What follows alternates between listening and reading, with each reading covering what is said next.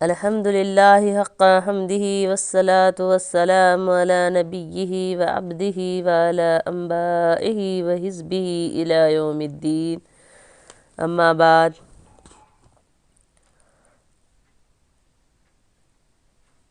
السلام علیکم عزیز بہنوں، آج کا میرا عنوان ہے لا تکن سرسارا، باتونی نہ بن۔ تمام تعریف اللہ کے لیے ہے جیسا کہ اس کی تعریف کا حق ہے، اور قیامت کے دن تک اس کے نبی اور اس کے بندے اور ان کے پیروکاروں اور ان کے گروہ پر درود و سلام ہوں۔ اما بعد، میرا عنوان ہے باتونی نہ بن۔ پس یقیناً زیادہ بولنا سخت بیماری اور خطرناک مرض ہے۔ یہ بیماری اکثر لوگوں کو لگی ہوئی ہے، پس اس بیماری نے ان کو سیدھے راستے سے ہٹا دیا ہے اور اس نے ان کو بربادی اور غفلت کے مقامات، خیالات کی غلطی، تصورات کے دھوکے میں ڈال دیا ہے۔ اللہ تعالیٰ نے فرمایا، سورہ اسراء 36 کی آیات کا ترجمہ ہے، اور ایسی بات کے پیچھے نہ پڑو جس کا تمہیں علم نہیں، بے شک کان، آنکھ اور دل، ان میں سے ہر ایک سے اس کے متعلق سوال ہوگا۔ ابن عباس کہتے ہیں،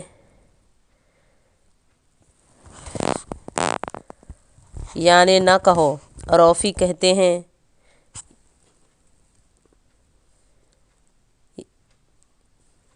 کسی پر الزام نہ لگاؤ جس کا تمہیں علم نہ ہو،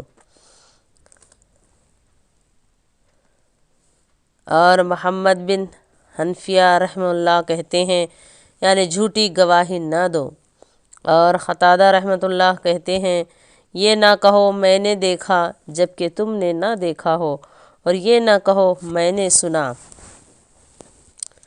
جبکہ تم نے نہ سنا ہو، اور یہ نہ کہو مجھے علم ہے جبکہ تمہیں علم نہ ہو، کیونکہ اللہ ان ساری ہی باتوں کا تم سے حساب لینے والا ہے۔ ابن کثیر کہتے ہیں، جو کچھ ان سب نے کہا اس کا مضمون یہ بنتا ہے کہ اللہ تعالیٰ نے بغیر علم کے بات کرنے سے منع کیا ہے، بلکہ اس گمان سے بھی منع کیا ہے جس کی بنیاد صرف وہم اور خیال ہو۔ اللہ تعالیٰ نے فرمایا، وہ کوئی بات منہ سے نہیں نکالتا مگر اس کے پاس ایک مستعد نگران موجود ہوتا ہے، یعنی فرشتہ جو اس کو لکھ لیتا ہے، نوٹ کر لیتا ہے۔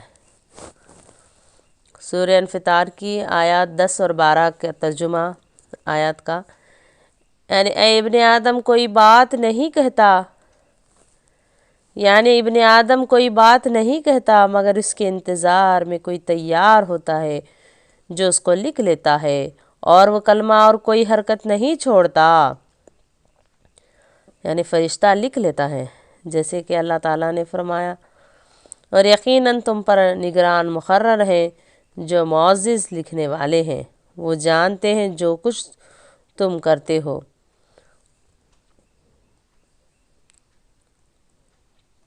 تو اے مسلمان بھائی، کیوں تم باتونی پن، کثرت کلام، خیل و خال میں وقت ضائع کر کے خود کو ہلاک کرتے ہو؟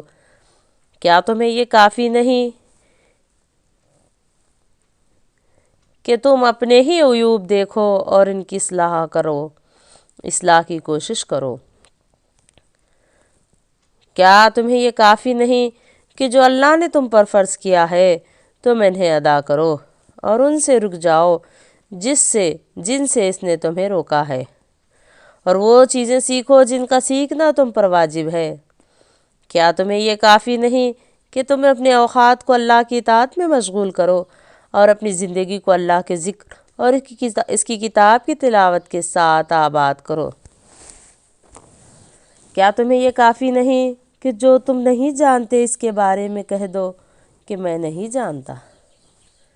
نبی صلی اللہ علیہ وسلم نے فرمایا، قیامت کے دن میرے نزدیک تم میں سب سے زیادہ محبوب اور قریب بیٹھنے والے لوگ وہ ہیں جو بہترین اخلاق والے ہیں، اور قیامت کے دن میرے نزدیک سب سے زیادہ ناپسندیدہ اور مجھ سے دور رہنے والے لوگ وہ ہیں جو زیادہ باتیں کرنے والے، بلا سوچے سمجھے بلا احتیاط بولنے والے اور تکبر کرنے والے ہیں۔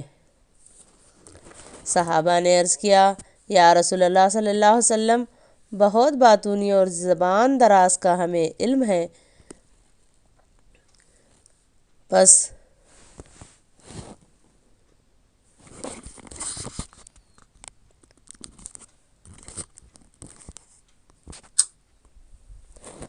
متفیہقون کون ہیں؟ آپ نے فرمایا تکبر کرنے والے۔ المشدق وہ ہوتا ہے جو اپنی دونوں بادشاہوں کو بھر کر تکبر کرتے ہوئے خود کو بڑا خیال کرتے ہوئے اور دوسروں پر اپنی برتری ثابت کرتے ہوئے بات کرے، اور المتفحق کا بھی یہی معنی ہے۔ نبی صلی اللہ علیہ وسلم نے فرمایا مسلمان وہ ہے جس کی زبان اور ہاتھ سے مسلمان محفوظ رہیں۔ عقبہ بن عامر رضی اللہ تعالیٰ عنہ سے مروی ہے، وہ کہتے ہیں کہ میں نے کہا، اے اللہ کے رسول صلی اللہ علیہ وسلم، نجات کیا ہے؟ آپ نے فرمایا اپنی زبان قابو میں رکھو، اپنے گھر میں رہو اور اپنی غلطیوں پر رویا کرو۔ نبی صلی اللہ علیہ وسلم نے فرمایا خوشخبری ہے اس کے لیے جس نے اپنی زبان پر قابو پا لیا اور اس کا گھر اس کو کافی ہو گیا اور وہ اپنی خطاؤں پر رویا۔